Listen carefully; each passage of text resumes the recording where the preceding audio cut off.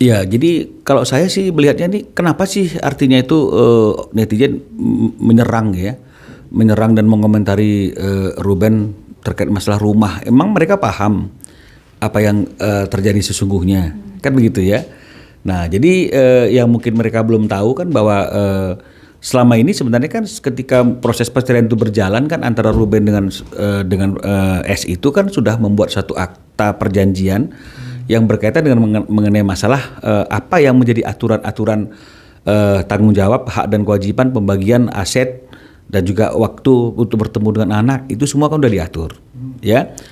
Itu dibuat tanggal 3 bulan 6 2024. Jadi bayangkan sebentar lagi akan ulang tahun yang kedua ini perjanjiannya.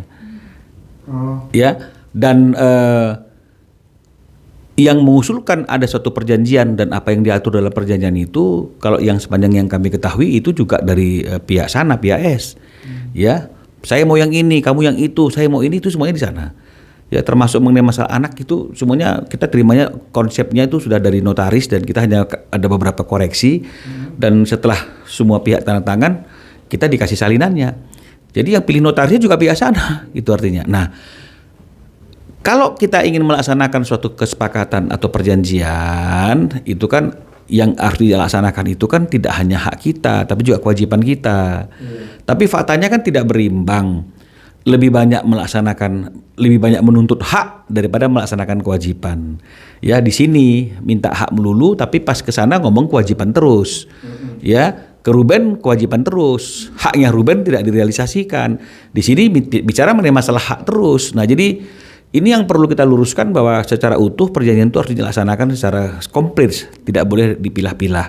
Nah, salah satunya adalah di dalam Akta 39 itu disebutkan bahwa dalam 1 minggu itu Ruben memiliki hak untuk berkumpul, bukan hanya bertemu, berkumpul dengan ketiga anaknya pada waktu itu Bertrand 2-3 hari dalam 1 minggu. Ya, tapi ini kan tidak dilakukan. Itu dulu awalnya itu dulu. Jadi jangan kita lengok ujungnya. Ya, awalnya itu. Ini tidak dilakukan. Sementara Ruben tetap komitmen untuk merealisasikan apa yang menjadi kewajibannya, bahkan melampaui apa yang menjadi kewajibannya dia. Yang sampai muncul daya bulanannya 200 jutaan.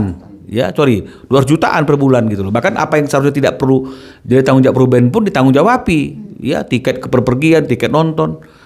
Tapi hak ya Ruben tetap nggak bisa dia dapatkan. Ini kan awal muasalnya kan seperti itu.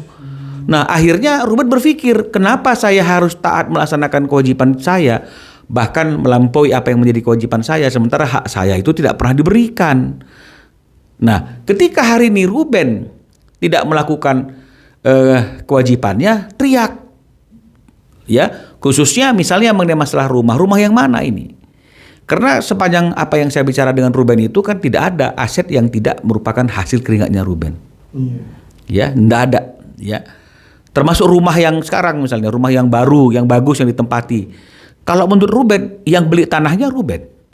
Yang membiayai proses pembangunannya Ruben. Ya, bahkan orang tuanya S yang juga ikut mengerjakan sebagian finishing daripada rumah itu juga dibayar kok sama Ruben secara profesional. Ada bukti pembayarannya, apa perlu kita munculkan di masyarakat? Kan nggak perlu dong kalau kita munculkan, ya. Nggak perlu dong kita menjatuhkan siapapun, ya. Nah, kemudian timbul KPR atas pembangunan rumah tersebut di bank. Yang bayar siapa selama ini cicilannya? Ruben. Nah, tapi ketika kita taat melakukan apa yang menjadi kewajiban kita, tapi di sisi lain mereka tidak mau memberikan apa yang menjadi hak kita, lama-lama kita males nggak sih? Males. Ketika kita stop semua apa yang menjadi kewajiban kita, seperti apa yang mereka lakukan tidak melaksanakan kewajibannya, teriak. Kemudian masyarakat yang nggak tahu, fans yang mungkin nggak paham, cuma tahu ujungnya kasih komentar, ya komentarnya pahit-pahit juga. Lu nggak usah ngomong deh, kasih nafkah rumah aja. Lo ini kan ngapain? Lu tahu nggak sih apa yang sebenarnya gitu loh? Jangan ngomong untuk sesuatu yang kita tidak paham gitu loh. Ya kan mereka kan komentarnya seperti itu para netizen itu.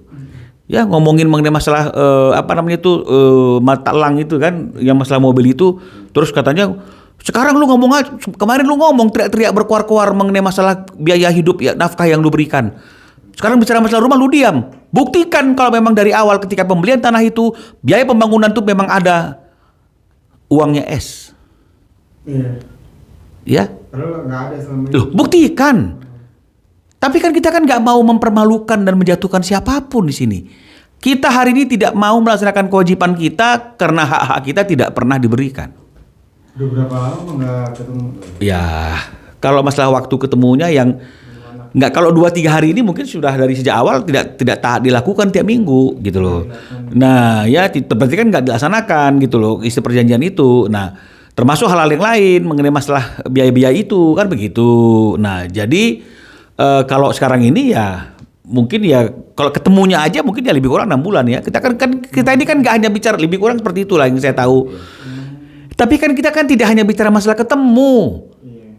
Kewajiban-kewajiban lain tuh selain mempertemukan dengan anak itu apa? Kenapa? Yo, ada sih beberapa hal-hal yang harusnya itu dilakukan. Ya seperti dalam Akta 39 itu kan udah ditentukan nih dari pihak sana nih. Saya mau yang ini, Ruben ini. Kan begitu.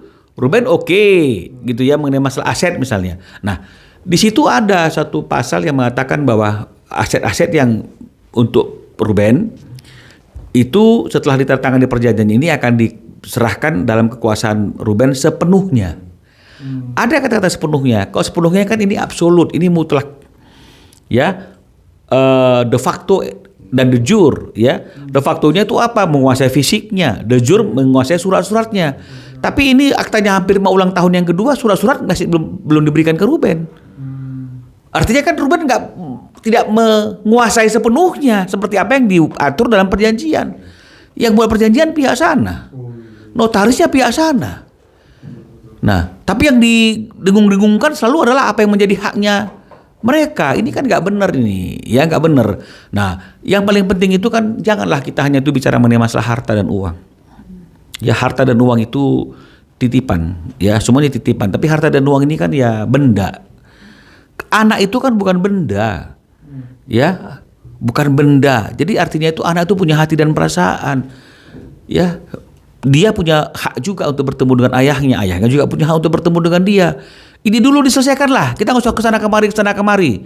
Laksanakan dulu isi perjanjian 2-3 hari dalam 1 minggu menginap sama Ruben. Atur. Berikan waktunya. Ya, jadi jangan alasan misalnya, oh dia nggak mau, dia mau ke rumah neneknya loh. Orang tua juga harus kasih tahu dong sama anaknya. Nanti kamu ke rumah nenek karena kamu juga harus bertemu dengan ayahmu. Jadi jangan kita berlindung dari anaknya nggak mau. Kasih tahu dong anaknya, didik dong anaknya, kan begitu artinya. Kalau semua anak-anak ikut-ikut ya besok-besok dia bilang, saya nggak mau sekolah katanya. Terus diikutin.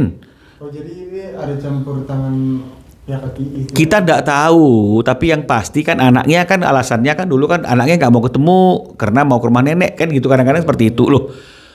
Kan bukan anak yang mengambil keputusan, orang tua dong. Mereka kan masih ada di bawah umur. Kalau semua anak-anak yang diberikan untuk mengambil keputusan, lama-lama dia bilang, saya nggak mau sekolah. Terus ketika ditanya, kenapa anaknya nggak disekolahkan? Anaknya nggak mau sekolah. Apakah seperti itu? Nah, jadi maksudnya itu, ayo dong, didik anak kita itu, supaya anak kita itu juga menghormati orang tuanya, memiliki waktu bertemu dengan orang tuanya. Jangan nanti kemudian, karena anak ini tidak dididik dengan baik dan benar, akhirnya kemudian dia jadi durhaka sama ayahnya. Ya, jadi ini yang kita perlu garis bawahi, dan Ruben sering cerita tuh ke kita itu ya. Nah, ini sejak dia memeluk agama Islam kan dia sering tahajud juga nih katanya. Salah satu doa yang dia panjatkan dalam tahajudnya itu sampai menintikan air mata adalah itu tadi, anak tadi itu. Ya itu karena itu hal yang penting, darah daging loh. Ya, bukan benda ya. Nah, jadi ketika dia umroh segala macam, dia juga ada yang salah satu hal yang paling penting yang dia panjatkan adalah salah satunya itu adalah anaknya agar bisa memiliki quality time dengan dia, berkumpul dengan dia. Ini kan tidak, anaknya nggak pernah dikasih nginep sama Ruben aja, mungkin nggak tahu pernah apa tidak, kayaknya nggak pernah. Nah, jadi Ruben bilang ke kita ya patut diduga nih, anaknya ini dijauhkan dari dia sebagai ayah kandungnya, malah didekatkan dengan orang lain yang bukan ayah kandungnya. Ya tampil foto kayak keluarga bahagia yang sudah resmi gitu misalnya. Ada juga kan seperti itu kan unggahnya. Jadi ini yang memang harusnya kita bijak lah. Tapi berarti ada turut campur tangan orang lain. Kita tidak tahu lah, biarlah orang yang menilainya. Tapi apakah seperti itu? Kan begitu. Waktu untuk ketemu orang tua ayah kandungnya nggak ada, tapi kemudian kita dekatkan dia dengan orang lain yang bukan ayah kandungnya, misalnya seperti itulah. Atau siapapun gitu loh. Nah, jadi kan kalau misalnya derajat itu kan ada tingkatannya kan gitu. Orang ayah kandung di mana, nenek di mana, teman dekat di mana, kan harusnya ada nih. Masa Ruben sebagai ayahnya dia tidak mendapatkan waktu yang cukup, mau ketemu anak aja harus menderita, hubungi babysitter, hubungi sana, hubungi sini. Birokrasinya kok terlalu banyak gitu loh, ya. Walaupun Ruben akhirnya punya pasangan baru. Ya silakan, kan nggak menjadi alasan, kan nggak ada mantan nggak ada mantan anak, nggak ada mantan ayah, gitu loh. Tapi ini bakal berhulu ke perdamaian kapan atau ada gak sih Bang? Kalau masalah akan perdamaian dari dulu kita udah kasih surat ke dia, kita ajak ketemu dia, kita udah bicara dengan kuasa hukumnya dia juga, kita sudah bicara beberapa hal yang harus diselesaikan semuanya dengan tuntas, ya nggak tuntas juga. Sekarang kan ini tinggal tergantung niat baik saja. Ya kalau kita sih ayo kita welcome saja. Makanya kita selalu ngomongnya Akta 39 karena ini yang menjadi acuannya. Tapi apakah pernah mereka bicara Akta 39? Nggak pernah. Coba cek semua tayangan, cek semua wawancara, cek semua liputan. Ada nggak pihak sana bicara mengenai masalah Akta 39? Semua. Iya semua. Nah, ya sementara ini memang masih seperti itu, ya baru seperti itu. Jadi makanya kalau berkaitan dengan masalah komentar-komentar di media sosial, janganlah kita jolim. Kita boleh fan kepada seseorang, tapi kita jangan larut dengan masalah seseorang tersebut, karena belum tentu kita paham apa yang terjadi sesungguhnya. Fanlah akan prestasinya, ngefanlah kita akan prestasinya, kagumlah kita akan karyanya. Tapi jangan kita juga akhirnya ikut nyemplung dalam masalahnya sehingga akhirnya kita juga tanpa tahu ujung pangkalnya ikut berkomentar dan kemudian komentar kita itu menyakiti, menjolimi orang lain. Jangan. Kalau yang saya lihat Bang itu saya lihat ada potensi perdata di situ Bang ya, soal akta Bang. Mau dibawa ke jalur situ Bang. Ya itu nantilah ya, karena kalau masalah potensi kan itu urusannya orang-orang yang di sebelah saya ini membawanya ke perdata apa ke pidana, karena manapun akan pasti akan ada dasarnya. Iya. Tapi ada rencana atau kembali lagi kan kepada klien kita. Ya kan bukan kepentingan kita, kepentingan klien kita. Kalau memang ada instruksi dari klien kita dan kemudian kita melihat dan menganalisa memang ada isu hukumnya baik perdata maupun pidana, maka kita akan lakukan. Kan begitu. Kalau nggak ada ya kita harus bilang ini nggak ada case, no case, kan begitu. Tapi kalau ada ya kita akan ambil perkara, kita akan katakan ini memang ada perkaranya. Kalau untuk fans ada mau diambil langkah hukum? Artinya kan begini, ya Ruben sudah mencoba untuk klarifikasi, Ruben juga sudah bikin dengan postingan. Harusnya fans itu kan seperti yang tadi saya katakan bijak, ya. Bolehlah dia ngefans ke S misalnya. Ya fans lah akan karyanya, prestasinya apapun, kehidupannya boleh ngefans, tapi jangan sampai ikut campur dalam masalahnya. Apalagi memberikan komentar-komentar yang dia sendiri nggak tahu apa masalah yang sebenarnya. Nah Ruben ini artinya kan orangnya kan adalah orang yang taat hukum. Berapa kali kita lihat orang yang menyerang dia di media sosial akhirnya berujung ke masalah hukum. Berapa kali juga orang yang akhirnya kemudian nangis-nangis minta maaf, minta restoratif justice. Ya, ketika Ruben nggak memaafkan, dibilang Rubennya kejam, Rubennya jolim, nggak punya perasaan, nggak mau berdamai, nggak memaafkan loh. Tapi ketika orang-orang itu menyampaikan ucapan-ucapan yang tidak berperasaan itu, dia nggak pernah berpikir, dia juga sudah menjolimi orang lain. Nah, jadi inilah untuk para fans itu, ayo kita bijaksana. Jangan kita larut melebur ke masalahnya orang yang menjadi idola kita. Masa kita ikut campur tangan gitu misalnya. Gara-gara kita idola sama seseorang, terus idola ini ada masalah internalnya mereka, terus kita nyemplung dalam itu, enggak lah. Cukup kita kagumi dia dengan apa yang dia lakukan, dia hasilkan. Bukan berarti kita harus ikut juga sama seperti dia ketika dia melakukan sesuatu, kita juga ikut merasa menjadi bagian yang terjolimi, harus ikut membela, enggak.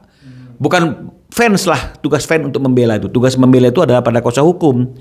Karena kalau misalnya fans sudah mengambil alih tugas kuasa hukum untuk membela, nanti kami kerjanya apa nih?